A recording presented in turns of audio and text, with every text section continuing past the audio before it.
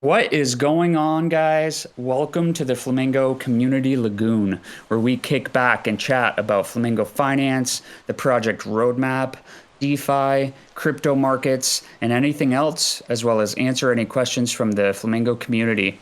For those who don't know, Flamingo Finance is an easy to use DeFi platform built on the Neo N3 blockchain. It's a decentralized exchange. Flamingo is designed with smart functions for everyone, from beginners to advanced cryptocurrency users. On Flamingo, users can stake cryptocurrency in liquidity pools and earn rewards in our native token called FLM. We've been around for over 3 years and currently have a TVL, or total locked value, of over 60 million. We've also introduced our very own stablecoin called FUSD, where users can add collateral and borrow the stablecoin against the collateral.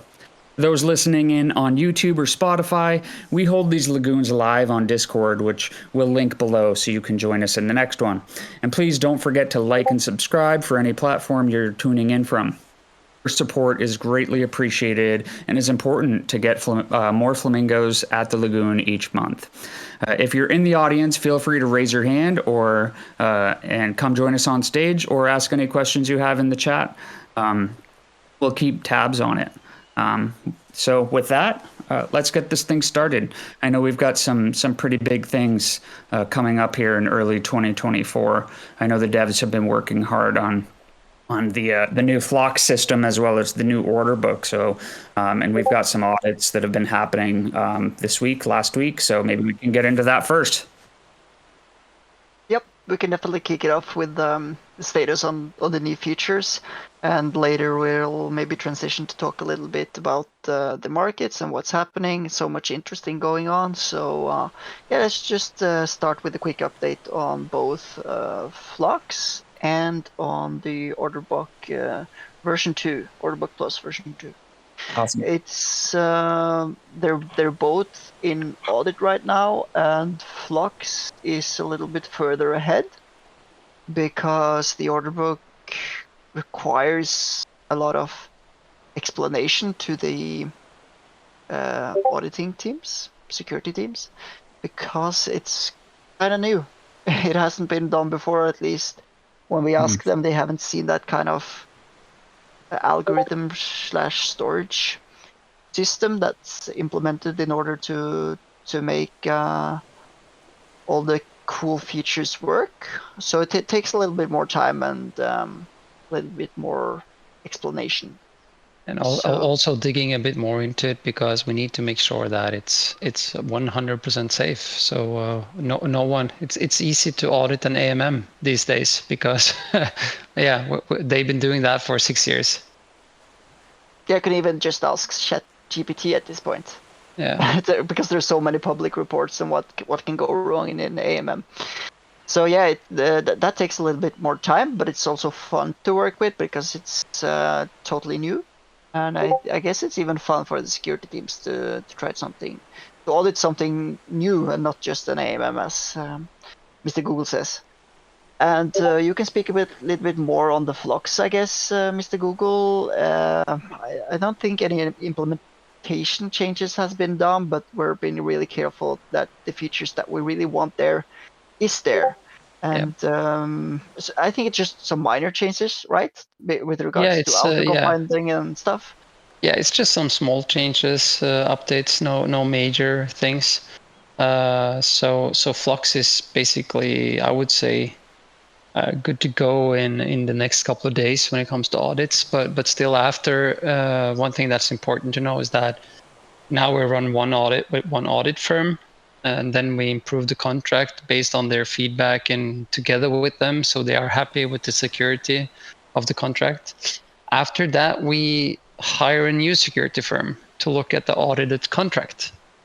So the reason that we're doing it like that is to have maximum security. We don't want the people auditing the contract now to know that basically someone's going to audit their audit. And the people that are doing it in the second round doesn't know that the contract has been audited before. So what's really nice with doing it this way is that we usually cover some minor things in the second round. Hopefully no big things.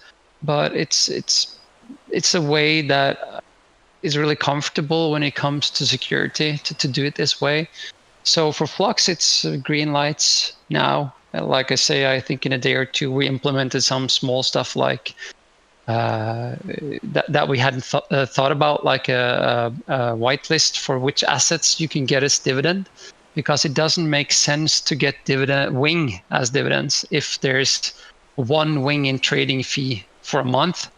Then it would cost you more gas to get like 0.0001 wing sent to your wallet instead of that being traded into FLM. So there will be a whitelist, so you will be able to get like these major assets like gas, BNO, FUSD, FUCT, Bitcoin, Ethereum, BNB, I guess, but it will depend on the volume of the given assets. So that's the only change that's been done to the logic for the contract. Also, we changed the first epoch, basically. It will now be a migration contract where you send your Flux into, and that will be open for 31 days before Flux go live. You will still get rewards for your Flux, but then on the first day of Flux, I said rewards on Flux, rewards on your Flund, but then on the first day of Flux, those Flund will be converted into Flux, and the Flux will be sent to you. So then basically you get them at a 1-to-1 ratio. If you want to buy Flux after that with Flund, you have to withdraw or sell your Flund to FLM, and we remove the exit fee from the Flund. But then you have to pay this 1.1 ratio to get Flux. So yeah, that's a change that we done to kick this off in the easiest manner without having to change so much logic in the contract for just the first epoch. As the saying goes, early bird gets the worm. Yeah. So that's good. The bird here is the Flamingo in this case, and yeah. But it will be the same for unclaimed, right? So unclaimed FLM sitting in your LPs will also be able to then on the first day before any dividend is come into the contract to get it 1-to-1. But as soon as Flux starts to gain dividend, you have to pay for that dividend that's already there before you enter the contract. So yeah, like for Flund holders, it will be an easy migration or easy to get into Flux. Yeah, so there's just some minor technical changes, details, and did you touch upon now the compounding as well, or didn't you? No, the compounding is also basically the same. You can sell your dividend into more Flux. So, but if you do that the first day before any dividend is come in after the new epoch started, then it's at the 1-to-1 ratio. And if it's later, you will get it at like a 1-to-1 plus the value of the dividend that's already there. So you cannot like enter after day 29, let's call it for free, and then get a lot of the dividend.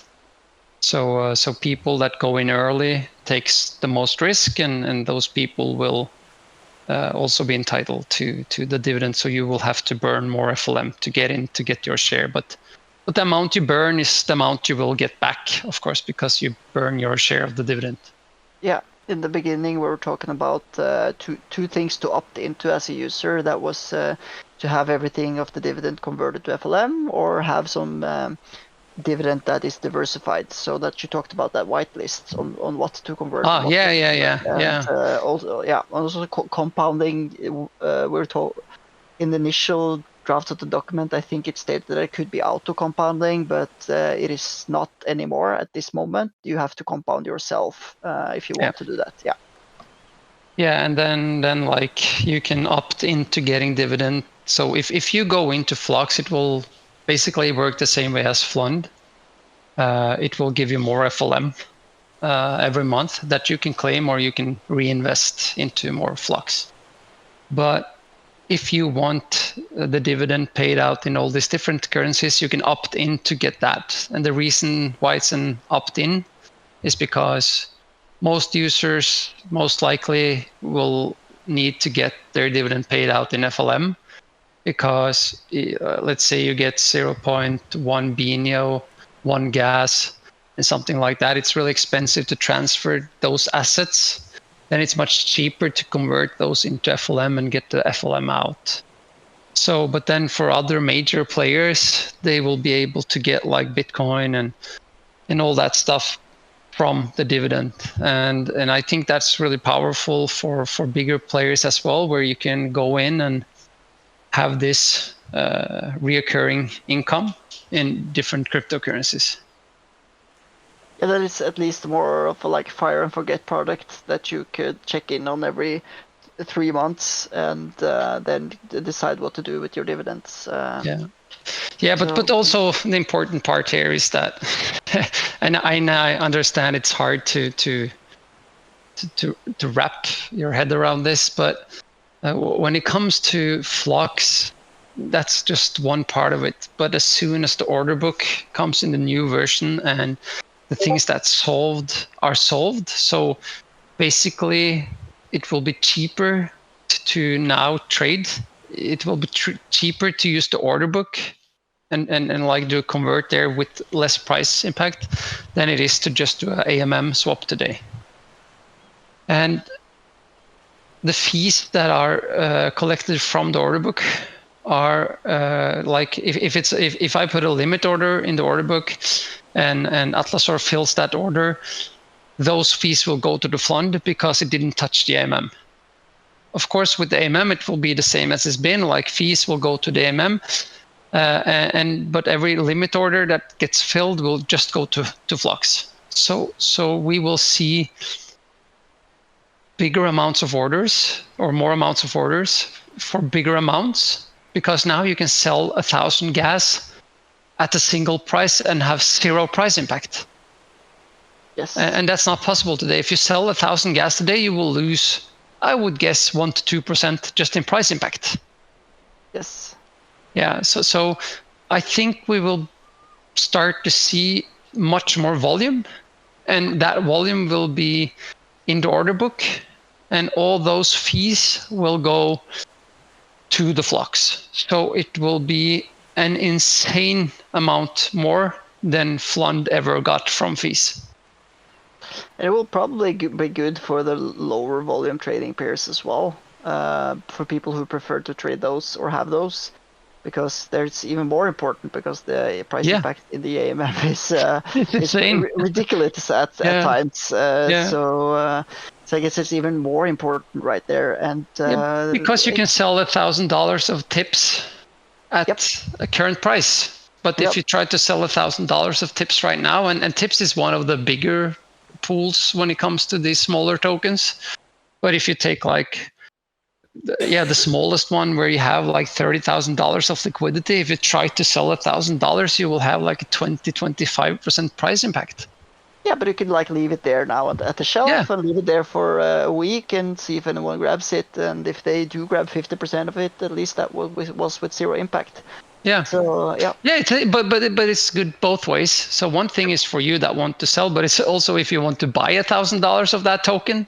Of course, because the price you would have 25% price impact the other way.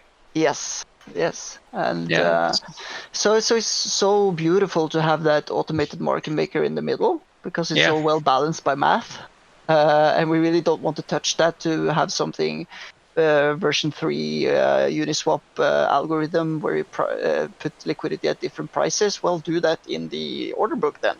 Like we do in traditional exchanges, and we've been working for centuries already. And then you have market makers on top of that who used to fill the book, but now they're called automated market makers, and they're governed by math. So we still provide incentives for people to do that market making, but that's not just one central entity. That could be 1,000 people providing that liquidity. And other than that, people buy and sell in the book at the prices they want, makers or takers. So I think it's like a beautiful system we're making now. And it that's me will as a be nerd. also a more share of the fees, because here, like, you can have a maker fee and you can have a taker fee. So to explain, a maker is someone that adds an order to the order book at a given price. They make markets. Yeah, and a taker is someone that buys that share from the order book. So they basically don't leave any tokens in the order book. They just take something that someone else has said that they want to sell. So basically, you want makers, of course, takers, but you also want makers. Makers are what makes the order book.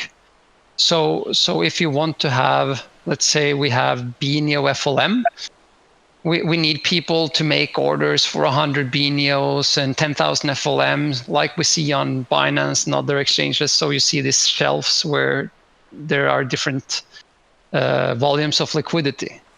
So these can have different fees. So makers are more, let's call it, important than takers, because then takers can come and just take the order. But then it's cheaper for both parties, because when you do it in the AMM, you pay a 0.3% fee. But in the order book, you can have like a maker and a taker fee, and they can split that fee among them. So if you sell to the AMM now, you pay 0.3, and then if someone else buys right after the same amount, they pay 0.3. Yes, and if you hop pools as well, it becomes even worse. Yeah. Yes. Yeah. So it's not possible to take or like two market orders afterwards and make it become or after each other and make it become really cheap compared to doing that similar trade in the AMM directly with 2 hops. And that's also the same for takers. If they have some patience, that will really pay off, because now they have the option to do so. And we have an order book right now, and the problem is that it's basically 2 separate markets. It is the AMM, and then it is the order book. And with the current system, orders can become so small that there is no incentive for anyone to take them, because the gas fee is bigger than the transfer fee out of the tokens that is locked in that order.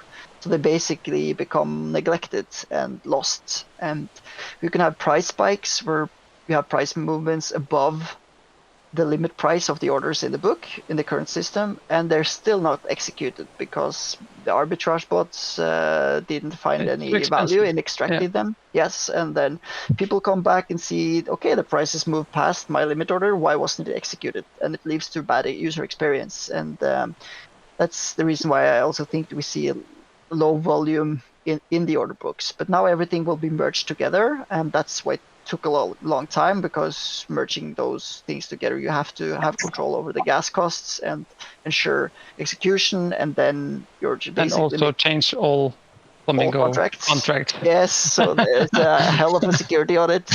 Yeah. Because we're also looking at unclaimed FLM.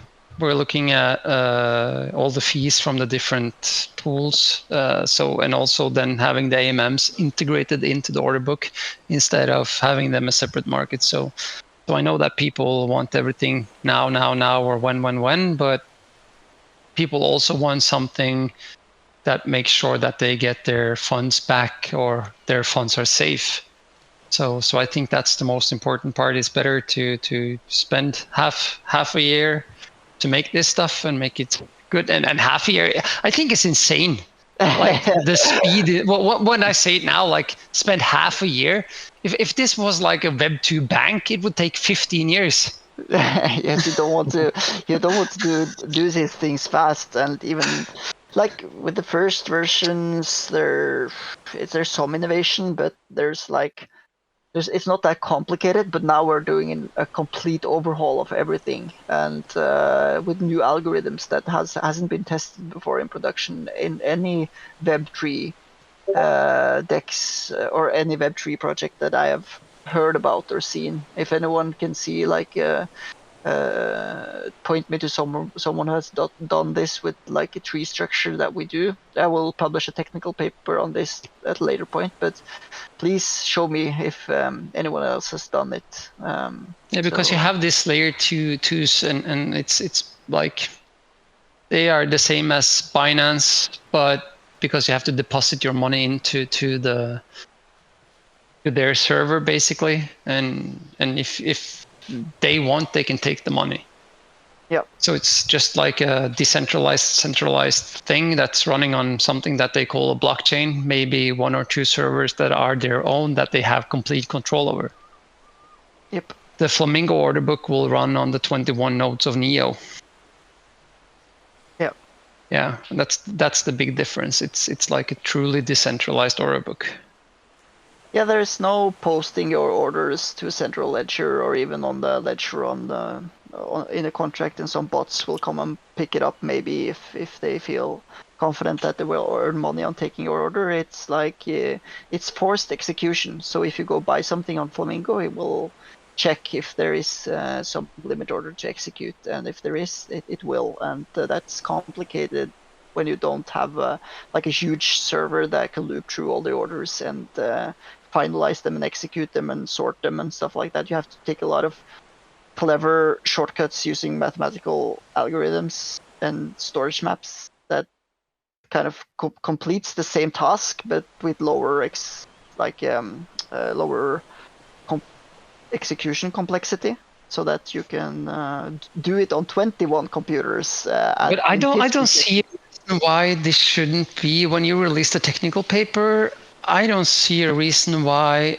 centralized exchanges wouldn't move forward using your algorithm, because it saves you a lot of money when it comes to compute power. Yes, it does. And it's also like, of course, the only reason I see why they wouldn't use it is because with this algorithm, you have a 100% execution order. You're not able to cheat. No, you're not. So yeah, maybe that's the reason, because then you can fake a little bit of numbers if you. Yeah, of course. If you're stupid enough to think that on Binance and other exchanges that you're first in line, yeah. Good luck. There's a priority queue, definitely. Yeah, because some players will come first. Yeah. Not on Flamingo though, because it's math. So yeah, but still, I think we will see in the future that someone else will start to implement the same algorithm. So. Because it's so efficient. It saves a lot of storage. It saves a lot of compute power. You can basically run it on a small server instead of having like these huge server parks to run your order books. Yep.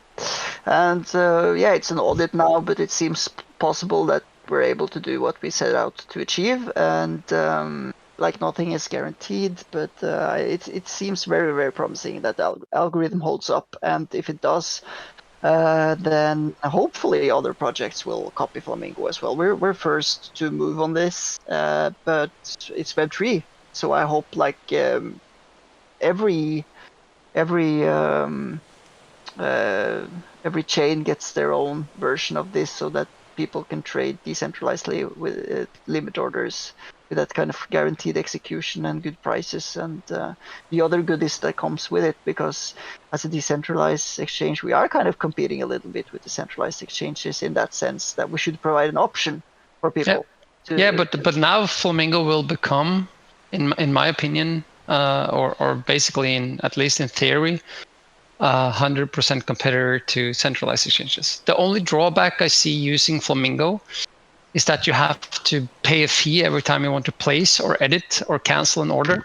You don't have to do that on a centralized exchange. So basically that's it.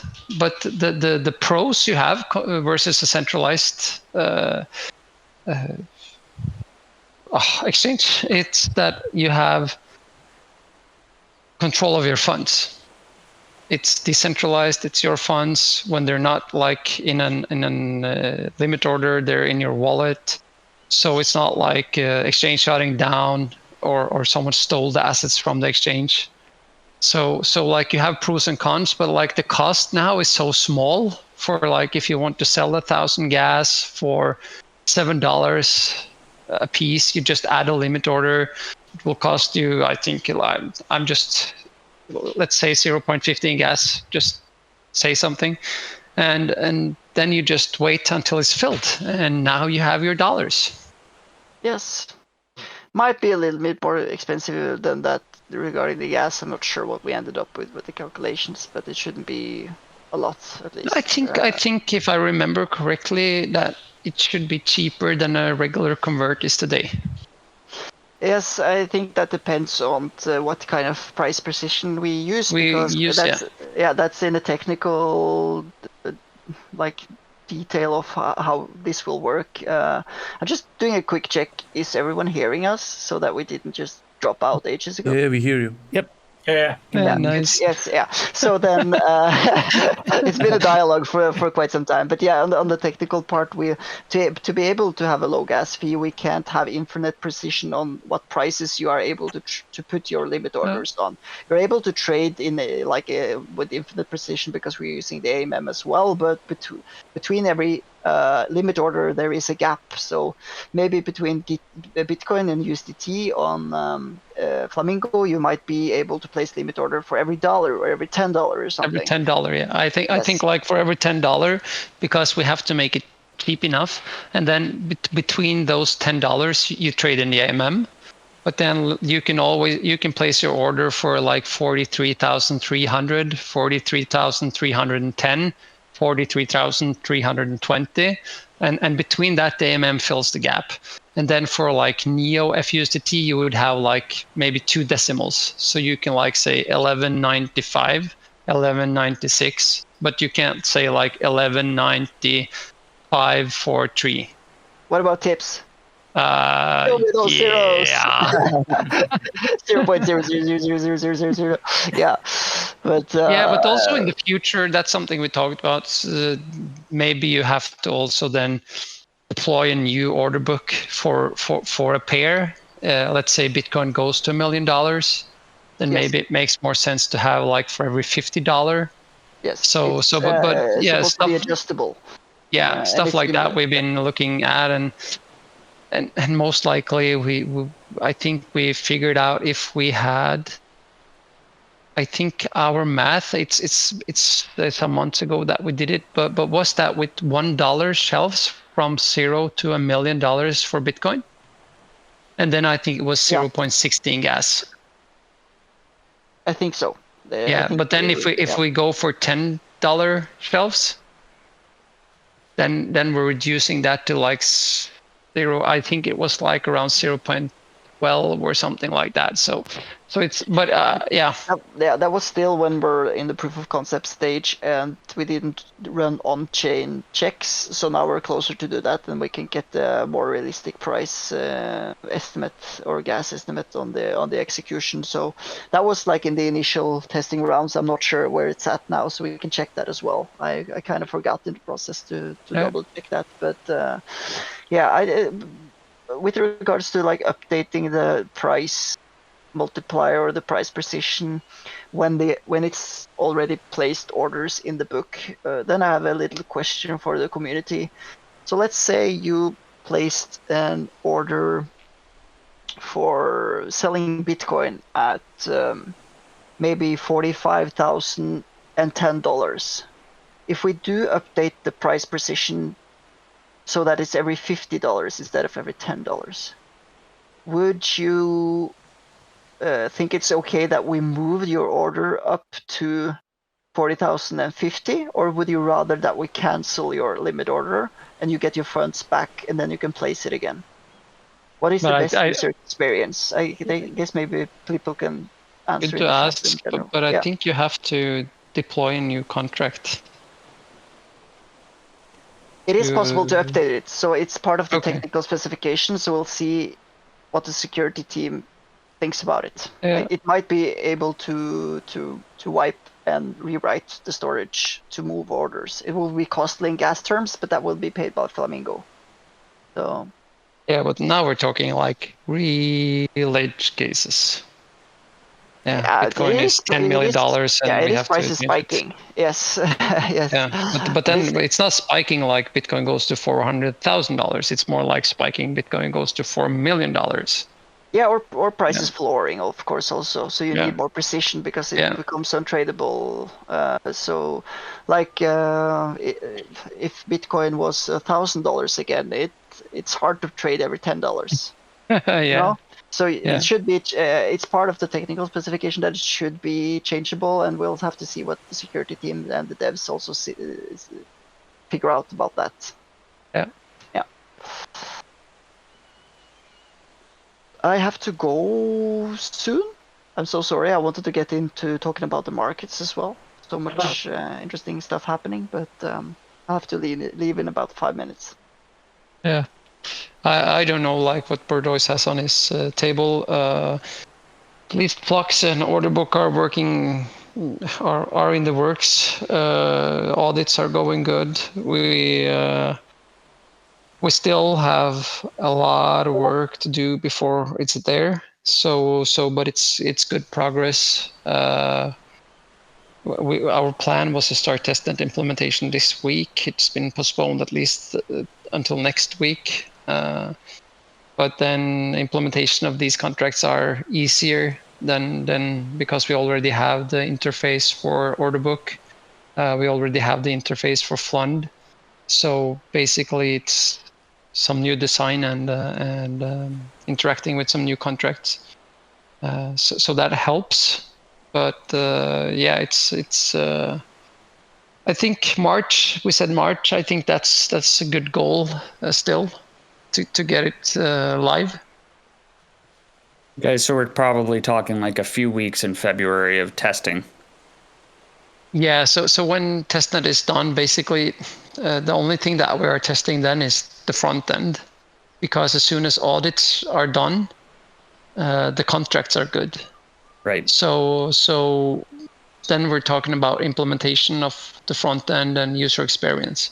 Maybe we have to make some new parser to parse the new order book contract, or I know we have to do that. So it's like implementing all that new stuff. That's basically next phase after audits are done. The reason that we don't do that before the audits are done is because there can still be done a lot of changes. Like we can, like with FUSD, we had like this huge change after audit started. And the auditors agreed, and then because I thought it needed to be that way, and everyone agreed because it seemed really logic. But then I got the idea that was wrong and that we had to go back to the way it were, and then everyone agreed on that as well. So starting to implement the front end before the contracts are final is just waste of time. Yeah, put the cart before the horse. Yeah, so that's why we have to postpone it a bit, and the security team was like asking, or the audit team were asking, like, yeah, do we need to rush it? And as I always tell them, no. Yeah. I don't want a security researcher to be rushed. It's better to get it a week late than he rushing it, being tired, just having to finish the work. No way. It's like I said, like you have to take the time you have to take, because it's security. It doesn't help us to get it a week faster and losing $30 million in a hack. Yeah, if users want it faster, we can just ask them if they want to lose all their funds. And no, they can just send us their funds. So, so be done with it. No, but like the Flamingo community is really great. It's I think we came to a state where at least the core users really appreciate our focus on security. So at least I don't feel pressure. I feel that they know that everyone is working as hard as they can to get it done. And I think they also understand, after like we've been talking with them and explaining the consequences of rushing things, that everyone agreed that they want something that's safe, not something that's fast. Yeah. Well, thanks for the updates, the devs. Always appreciated. And I know that the question on everyone's mind at this point is when can we get into this? But yeah, I really wanted myself, like trading on Flamingo. It's just like posting 100 gas cell or 1,000 FLM cell without price impact. It will be mind blowing. It really will. Yeah, I'm really looking forward to it as well. I can't wait. But what I Yeah. can wait for is a little bit more security. So Yeah. with that. Okay, so maybe it's a good time to move over to the more of like the marketing stuff on the roadmap. We're done with the blocks and order book plus update. So this is the first time that we're announcing this in this detail, but we are taking the Zeely campaigns that we're currently running and moving them over to a new platform called Task On. The reason we're doing that is because Zeely has randomly started charging some pretty high fees for the amount of users and the amount of tasks completed for our campaigns. They've been so successful that the cost to continue running Zeely would be quite high. So we've decided to move to a different platform. We're super excited about moving to Task On. The campaigns will be very similar to how we've been running them on Zeely. They will be a little bit different because Task On is a little bit different. I think maybe Zatarov is the best person to speak on maybe some of those differences. If you want to take the mic, Zatarov. Yeah, on Zeely, you are participating in sprints, and imagine like you are joining, or you are seeing a tweet, Zeely campaign that already started at the beginning of the month, but right now, if you are in third week of the month, of course you'll think that if you join now, if you start participating right now, it will be a really, really hard. You'll have a really low chance to get top of the leaderboard to in some nice rewards. So in TaskOn platform, there are no sprint mechanism. Just like Zeely, we will include the follow, like, retweet, comment tasks. You already saw those on Zeely platform, but on TaskOn, it will ask you to complete some tasks, and once you complete it, you'll be eligible to participate in the reward pool. So we will run these task on campaigns bi-weekly, means there will be 2 campaigns in a single month. So you will have for a single user, you will have a double chance to win 2 of those campaigns, and it will get picked randomly. So I hope it will bring much more attention, because I've seen lots of users coming to our platform in the second or the third week, and they're just asking like, when did the Zeely campaign started? Yeah, it started at the first week, first day of the month.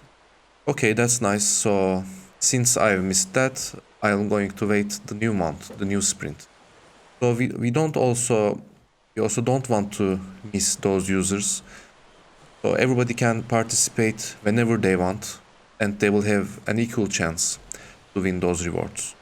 Some users were also asking, the users participating from the first day are giving hard efforts to win these points for the reward pool. But in TaskOn, it will just ask you to complete some tasks within that list, and once you complete it, it will write your name to the participant list, and your name will get randomly picked, and hopefully you will get picked. That's how TaskOn works. Thanks, and I didn't know if Morten had anything else to chime in on that. I know he'll be working hard on the Task On campaigns as well. Yeah, I think as Atrov said, TaskOn will boost to participation, and I especially care about this one because there's a win-win situation there. I think you not only have the chance to complete tasks and earn rewards, but also ensure that the project you invest in reaches more people, which will turn into a profit for you in the long run. And thank you again for your intense participation. If you haven't done so yet, you can check the finalists on the leaderboard on Zilli. See you in the next campaign on TaskOn. Thanks, Morten. Yeah, and just to further explain the whole sprint mechanism of Zilli versus TaskOn, like Zatrov said, there aren't technically sprints on TaskOn, but this can be a benefit to users who are joining a little bit later. For example, if you try to join Zilli later, we would have already launched a bunch of tasks that month that are done and over with. But on TaskOn, they don't allow you to do that. So when you launch a campaign, you can't add new tasks to it later. So if a user comes on the first day of the month, they have the same number of tasks in that biweekly period as someone who comes on the last day of that biweekly period. So it's totally fair across the board. It won't matter which day you come in and do all of the tasks. The reason we're doing bi-weekly campaigns as opposed to monthly campaigns like we did on Zilli is because of exactly that mechanism. Because we can't introduce new tasks in the middle of a campaign, it kind of hurts us a little bit, because if we, let's say, launch a campaign on TaskOn, but then we launch, let's say, Flocks like 3 weeks into the month, TaskOn won't allow us to go in and create new tasks to have users like tweet about Flocks for us. So by making it a bi-weekly campaign, at least we have 2 days in the month where we can come in and add new tasks to a new campaign. That's why we're going to do bi-weekly campaigns. That said, rewards will still be monthly, so users still are competing for $1,000 every single month, and you can actually win 2 placements, like the community manager said, because you can do all the tasks in the first bi-weekly campaign, and that qualifies you for that raffle.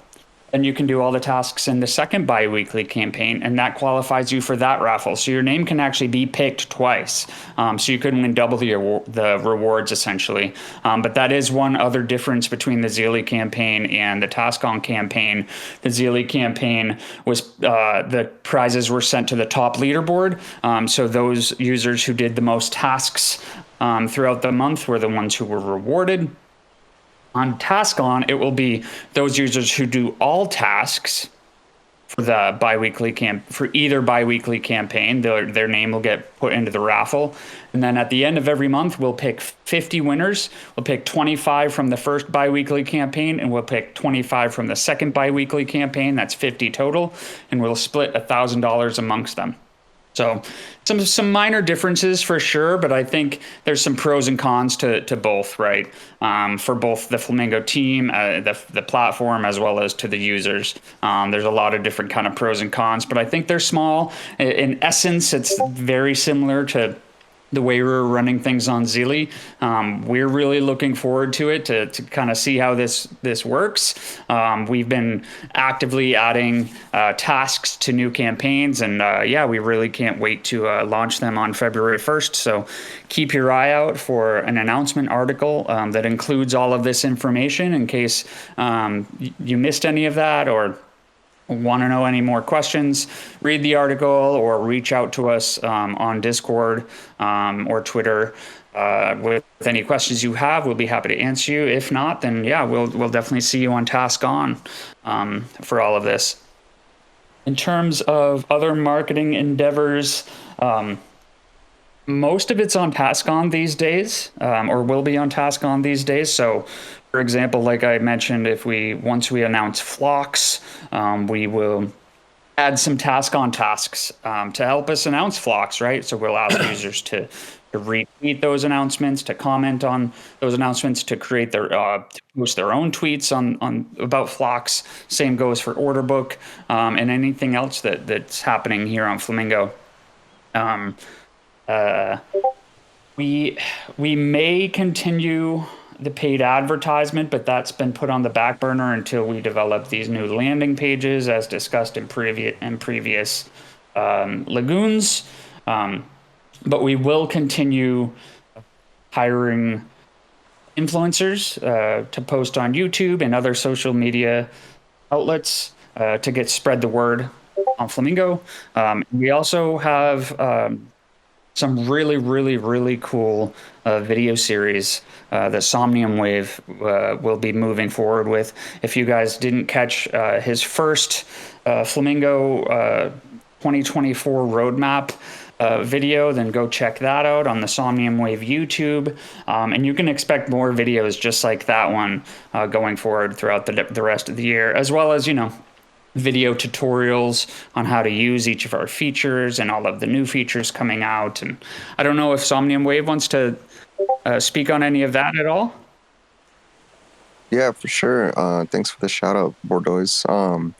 Yeah, so previously, I was doing some tutorials for Flamingo and stuff, and recently I bought a nice little camera and I've started to make some more like YouTube content where I'm kind of just going over like stuff that's going on in Flamingo, and I guess doing a mix of posting it like on YouTube and on X as well, so we could get views kind of like on both ends right there. And yeah, I mean, just really want to start kind of hitting it really hard with the content and making like YouTube shorts out of everything, and yeah, just kind of trying to get people from outside of our little ecosystem, people that are using on other AMMs and stuff like, PancakeSwap or all those other platforms, and try to get them to come over to Neo and see what we offer. Awesome. And maybe I'll give a little bit of a, what do you call it? Spilling the juice.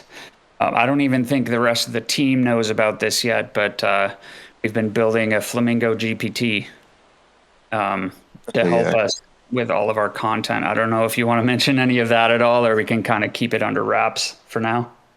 Yeah, sure. Yeah, sure. I don't mind talking about it. Yeah, so pretty much, for some of you guys that use ChatGPT, you obviously probably know that you can create your own GPTs now. So to help me with like my work that I've been doing, kind of like coming up with scripts for like videos and stuff, I basically took like all of our documentation, even information that has been said in the chat, like from the devs and stuff, stuff that's not like super public information, but useful information. I've taken that and put it into like our own Flamingo GPT, and it actually works pretty well. It's obviously it all depends on the context. Like the more you give it, the better outputs it can give you. But so far, it's pretty cool. And once we dial it in a bit more, once Bordeaux finishes up like some other guides like for the order book and for flocks and stuff like that, I think it'll be something pretty cool that maybe we can, I don't know, maybe even release to the community as sort of like a help thing, I guess. What do you think, Bordeaux? Definitely, kind of like a help desk where you can go in and just plug your questions in and it'll spit out the answer. Again, we'll use the Flamingo GPT as kind of like a baseline. If we launch new features, then we can plug a lot of that into the Flamingo GPT. It'll spit back out some content to us, but that'll just be a baseline. We're going to take that content, fine tune it, make sure that we write it with our own branding and tone and all of that. Make sure all the details are spot on and all of that. But it's a tool. It's a nice tool that we hadn't had until now. So definitely shout out to Somnium Wave for putting in the work on that.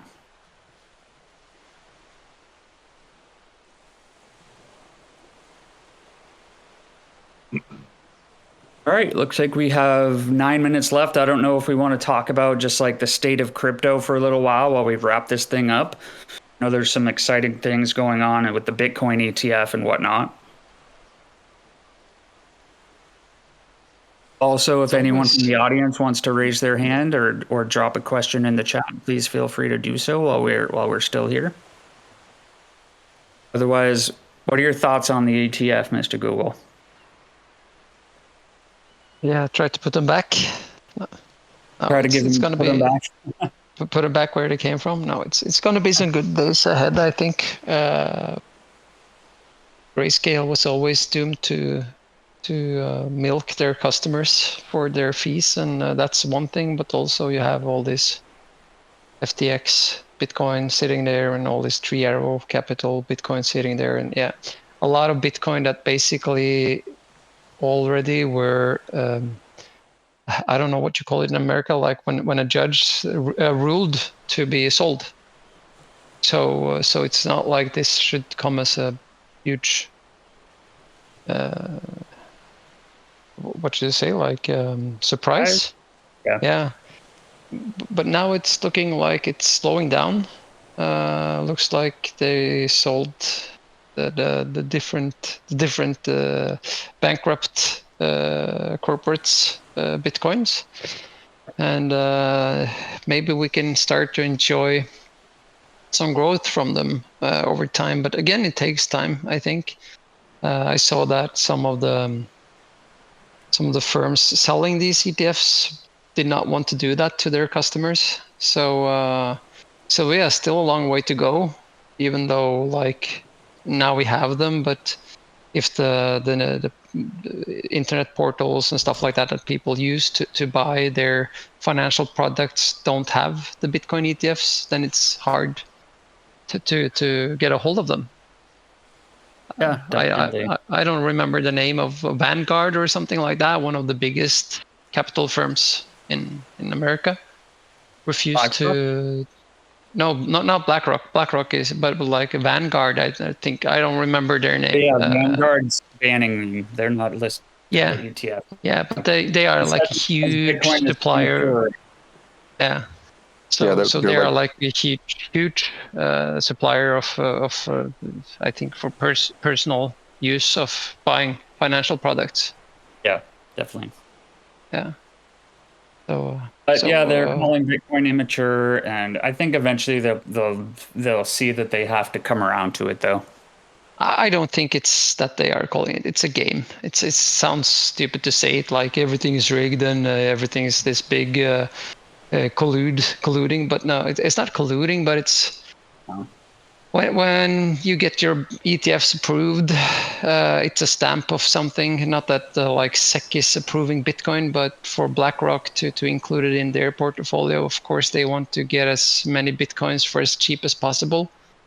So the same with all the other ETFs as well. They're not stupid. They're not like, let's get Bitcoin to $1 million so we can buy them expensive. Right. When you have this much power, I think you know how to plan. I think you know how to like, okay, how can we shake the trees? How can we get people to sell? How can we keep the price down for a while? How can we get people to lose hope? And then when we like filled our bags, we can basically just let everything loose and see where it goes. So are you saying we should all start fudding FLM in the Discord so we can all start buying them cheaper? No, but like it's if I want to invest, let's say now $5 million into FLM, what I should do first is to make people not satisfied. If I'm able to make them satisfied afterwards. So let's say I have 10 million followers on Twitter and I want to invest in Flamingo. First, I would like to like say something critical about Flamingo to get the price down. Then I would like to buy myself up for like a couple of weeks or a couple of months, because if I do 5 million in a day, we would see a really nice price spike. But I would do it over time, and then after that, I would be like, yeah, I see they addressed those issues and everything's good now, and this is a really nice platform, and like everyone should look into this, and then get everyone else to come in, and yeah, that's basically at least how I would do it. You should all sell your FLM to me today, please. Yeah, before the order book and flux. Yeah. No, but I think it will be a game changer. I'm looking a lot into Torchain and what they did with streaming swaps. It was basically reduced price impact, and that made it so that people could go from swapping $1,000 to $10,000 to swapping millions of dollars without like huge price impacts. Still no order book, but still like they sold something, because you don't want to sell $10 million and lose 50% in one trade. That's a bad trade. So you need to make a way so you can do these huge trades and have no loss. That's I think that's a game changer, and for us that's here, we will have a platform that's really need to use, and then I think we will see new users coming in and seeing that they don't need all this other stuff that you need to do on a centralized exchange, take all that risk that you have to take on a centralized exchange. So it's easy to say now that you knew that FTX was going to blow up, but nobody knew. So Exactly. it was America's biggest exchange. It's one of the biggest exchanges in the world after Binance. Nobody knew. If you sit there today and say that you knew, you would not sit there today. You would sit in like your own yacht in Bahamas having trillions of dollars. Yep. Yeah. So it's easy to be like, yeah, I saw some signs. Yeah, it's easy to say, but like, I use Binance, but I feel it's risky. It's like having too much money there. I don't feel comfortable. Yeah, I mean, we even have some of our own users lately asking why they can't withdraw FLM from Binance, you know, just little things like that. They happen all the time on centralized exchanges, all the time. Yeah.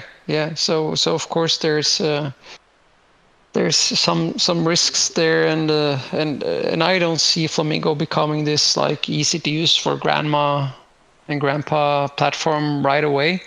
But I think like for more advanced users, being able to easily trade assets with low price impact, and doing it decentralized, 100% decentralized. So that's the nice thing and the new thing. Like you have these other layer 2 exchanges that does this, but it's a centralized way of doing it. It's a database and maybe 1 or 2 or 3 servers running, and it's the people that owns the servers that has all the power. So yeah, that's the game changer. Yeah, and to make sure that it continues to work better and better as the generations move on. So, like you just said, that maybe it might not be ready for grandpa today, but if you think about it, you and I aren't that very far from becoming grandpas. And then, right? So then when you and I are grandpas, we'll still be using Flamingo. Boom. Then grandpa's Flamingo. So. Yeah, so that's one way of it. One way is to like take people that are grandparents now, and another way is like to take time. So Right. so that's the same with internet. Like if you have a 90-year-old grandparent or a great grandparent or something like that, I guess that they're not like savage internet users. Right. Exactly. But if you take like an average 40-year-old person today, and when they are 90, if they're still alive, I think they will be savvy internet users. I think so too. I hope so. Yeah. I hope I will be. No, but you will, because it's like you basically you open Pandora's box. So you're used to sending emails, you're used to everything going lightning fast. Yeah. Well, when you're 90 in 2024 and you're used to sending snail mail and you're used to everything taking time, then you're used to that. You haven't opened Pandora's box because you say to yourself, I don't understand it. It's too advanced for me. Yeah, they say it's hard to teach an old dog new tricks, right? Or like learning a language. It's way more difficult to learn Norwegian if you're 95 years old than if you're 5 years old. Yeah, but that's just how our brain works. So the more we age after 25, the slower our neutrons are growing. So it takes more time. By 25, then you're screwed. Yeah, you're screwed. So that's why like I say to my kids, like, drink as much as you want after you're 25. Well, you're no fun, Dad. No, but like it's everything with moderation, of course. But it's these years that are really important when you're young and you're learning fast, and it's harder and harder the older you get. So I think, like, of course, in the future, and I think we already have grandparents using Flamingo, so that's really nice. But like making adoption for people that haven't used crypto, that's hard. I think we should leave that to some other platforms, and then we can focus on traders basically on Flamingo, and I think that's good enough. If we can get traders on Flamingo, that will generate a lot of fees, and that will generate a lot of burned FLM, because people want to get a hold of those fees. The nice thing here is that we don't generate more FLM by doing it. So So it's starting to look good for the future when you implement this kind of functionality. Yeah, I agree totally. Well, it looks like we're at the end of the hour. I don't see any hands raised or any more questions in the chat, so this might be a good time to wrap things up. Thanks to the team for joining, as always, to the Community Lagoon AMA, and thank you so much to the audience for joining. With that, I think now's a good time to tell you we'll see you next time. Thanks again. Yeah, see you next time. See Goodbye. you. See you. Take care. Take care, guys. Have a nice day. Peace. Bye-bye.